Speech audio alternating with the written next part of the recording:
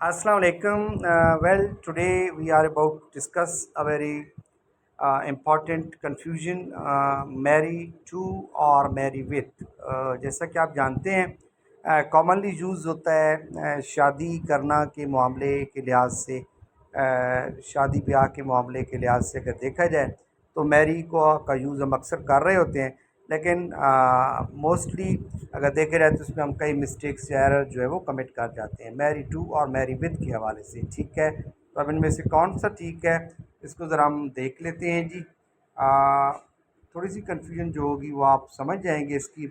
Well, in English when you are talking about to people who have gone through a wedding ceremony, you usually say they are married to each other. देखिए, English में जब हम कहते हैं कि दो लोगों की शादी हो गई तो हम यही कहते हैं ना कि they are married to each other. So if John and Jane tied the knot, you would say John is married to Jane, यानी John is married to Jane, यानी जॉन की शादी जो है वो जेन के साथ हो गई। The word with isn't used in the context. अच्छा, इस कॉन्टेक्स्ट में विद जो है वो इस्तेमाल नहीं किया जाता। हाँ, कुछ जगहों पे जो है ना होता भी है, लेकिन वो अभी आगे डिस्कस होगा। However, when discussing the action of getting married, both be married and get married work fine।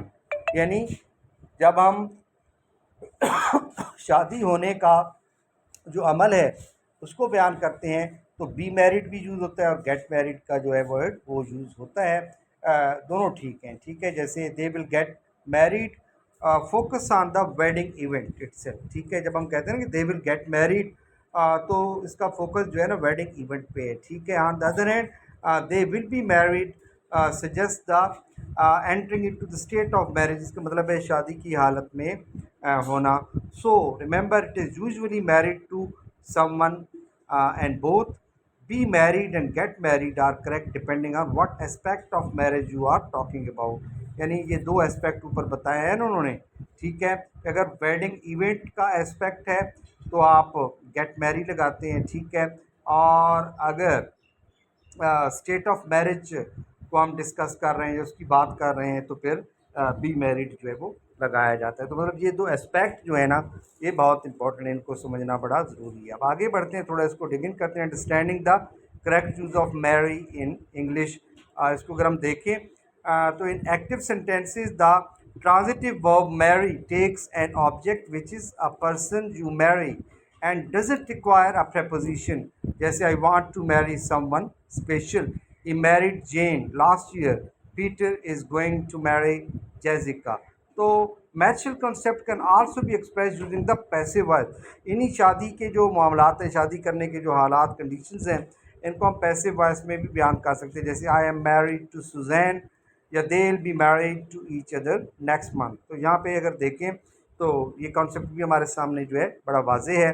तो it is essential not to confuse be married to with the incorrect use of married with. यानी married to का जो concept है, इसको married with का जो concept है, इसके साथ आपने कभी भी कंफ्यूज नहीं होना या करना, क्योंकि ये कॉमन मिस्टेक हो जाती है। तो इनका डिफरेंस जो है वो भी हम आगे देख लेते हैं। ज़रा देखिए एक्टिव के अंदर और पैसिव के अंदर के। He married Jane last year, यहाँ पे अगर आप देखें तो पैसिव वॉइस है, सॉरी एक्टिव वॉइस है। तो marry is a transitive verb and doesn't require a preposition. तो ट्रांजिटिव वर्ब चूँकि है तो डेफिनेटली इसके लिए कोई प्रेपोजिशन नहीं रिक्वायर। पैसिव जब हम कहते हैं ही इज़ मैरिड टू जेन, तो बी मैरिड टू, यानी in passive voice when mentioning the spouses name, जब आप स्पाउस का नेम बताते हैं तो उसके बाद हम टू यूज़ करते हैं। ठीक है, तो आगे अगर हम देखें तो इसको मज़ीद हम कर सकते हैं। Be married to versus be married with, इसका भी थोड़ा सा हम तस्वर देख लेते हैं। रोल अगर देखें ना, the role of to indicating a partner, यानी टू का जो रोल है ना यहाँ पे वो आपके पार्टनर को इंडिकेट करता है। In English preposition to is used with the passive construction of the verb marry to denote a person to whom one is married, यानी जिस बंदे के साथ, जिस बंदी के साथ शादी हो रही है उसको डिनोट करता है, इसलिए हम टू जो है वो उसका यूजेज करते हैं। इसकी मिसाल अगर हम देखें तो I was married to George for 6 years। ठीक है, इस तरह I am getting married to Jane in February। तो the passive voice is often use with auxiliary verb get to describe the wedding ceremony or the act of becoming married, such as in the following example अगर देखें, they are getting married to each other next month. अच्छा, with जो है वो use हो सकता है, सही हो सकता है, लेकिन उसके लिए कॉन्टेक्स्ट ऑफ मैरिज जो है वो होना ज़रूरी है। अगर देखें तो she is married with 2 children. अब जहाँ देखें ना, कॉन्टेक्स्ट क्या है, 2 चिल्ड्रन है, ठीक है, यानी उसकी शादी 2 बच्चों समेत उसकी जो है शादी हो गई, यानी बच्चे उसके ऑलरेडी थे, ठीक है। He is married with a mortgage and other financial responsibilities. जैसे शादी वगैरह करते हैं ना, तो इंसान बाज़-औक़ात ऐसा भी होता है कि कर्ज़ वगैरह लेके, ठीक है, मॉर्टगेज या कुछ अपनी जायदाद वगैरह गिरवी रख के बैंक वगैरह से कर्ज़ वगैरह लेता है, ठीक है।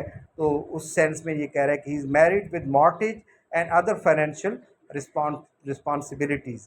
तो यहाँ पे अगर देखें तो विद के साथ भी इसका यूज़ जा रहा है, तो ये कॉन्टेक्स्ट के लिहाज से आप विद जो है वो यूज़ करते हैं। किसी इंसान का दूसरे इंसान के साथ शादी के लिहाज से हम विद यूज़ नहीं कर सकते, लेकिन कॉन्टेक्स्ट के हवाले से जो है ना इसका यूजेज जो है वो किया जा सकता है। तो ये सेंटेंस देखिए, जेन इज़ मैरिड विद पॉल, कि जेन की शादी जो है वो पॉल से हो गई है, तो ये गलत होगा। बिल्कुल करेक्ट क्या होगा, Jane is married to Paul. तो अगर हम देखें, married to serves to indicate a partner in marriage, ठीक है। मैरिड टू जो है वो आपका जो पार्टनर है उसकी तरफ इंडिकेट करता है, while married with simply adds additional context about the state and circumstances of the marriage. जबकि मैरिड टू जो है वो मज़ीद एक कॉन्टेक्स्ट उसका जो है ना शादी के मुख्तलिफ हालात के लिहाज से और कंडीशंस के लिहाज से वो ऐड करता है, ठीक है। तो इन चीज़ों का आपने ख्याल रखना है। एक्टिव और पैसिव वॉइस का इम्प्लीकेशन भी है मैरी के साथ जो अभी हमने किया है। Both active and passive voice impact the accurate use of marry in English with each having a unique application and nuances. तो अगर देखें तो एक्टिव वॉइस के अंदर भी हमने अभी किया, ठीक है। In the active voice no preposition is required with marry. तो ये बड़ी काम की बात है कि एक्टिव वॉइस के अंदर कोई प्रेपोजिशन जो है रिक्वायर नहीं होती। Whereas in the passive construction, जबकि पैसिव कंस्ट्रक्शन के अंदर married is used when naming a spouse. जबकि पैसिव के अंदर जब आप स्पाउस अपने शरीक हयात का नाम बता रहे होते हैं तो उसके लिए टू यूज होता है। Passive voice can be employed to emphasize the ceremony और the state of being married, ठीक है। तो ये भी कई चीज़ें हैं। जैसे एक्टिव वॉइस पर अगर हम देखें तो उसकी मिसाल अगर आप नीचे देखें, Jenny marries Robert next month. दूसरा सेंटेंस अगर आप देखें, they married in a beautiful garden ceremony last year. तो यहाँ पर आप देख सकते हैं कि उनका वाज़े कॉन्टेक्स्ट भी इसके साथ ऐड है।